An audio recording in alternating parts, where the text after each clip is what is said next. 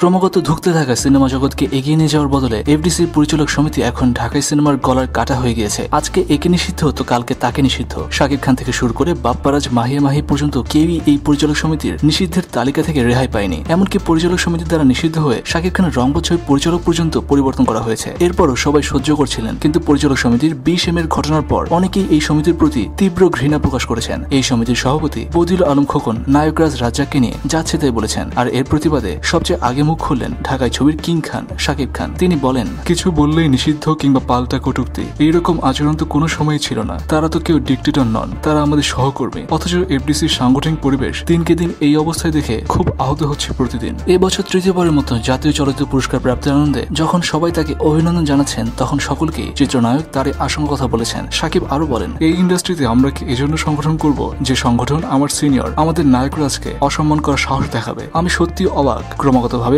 এফডিসির এই চেহারা চরিত্র দেখে। নায়করাজকে নিয়ে এমন অপমানজনক আচরণ এদেশের মানুষ কোনোদিন মেনে নেবে না। দর্শক, বাংলাদেশের অনেক পরে শুরু করেও সিনেমার প্রত্যেকটি ক্ষেত্রে এখন এগিয়ে গেছে কলকাতা। অথচ বাংলাদেশেও ট্যালেন্টের কোনো অভাব নেই। কিন্তু পরিচালক সমিতির মতো কতগুলো আগাছা সংগঠন বাংলাদেশের সিনেমাকে এগিয়ে নেওয়ার পরিবর্তে পিছিয়ে দিচ্ছে। বদিউলকে উদ্দেশ্য করে শাকিব খান যা বলেছেন তার সাথে কি আপনার একমত জানান নিজের কমেন্ট সেকশনে। আর শাকিব খানের নতুন কয়েকটি ছবির খবর আসছে খবর টিভিতে, তাই সাবস্ক্রাইব করে আমাদের সাথেই থাকুন।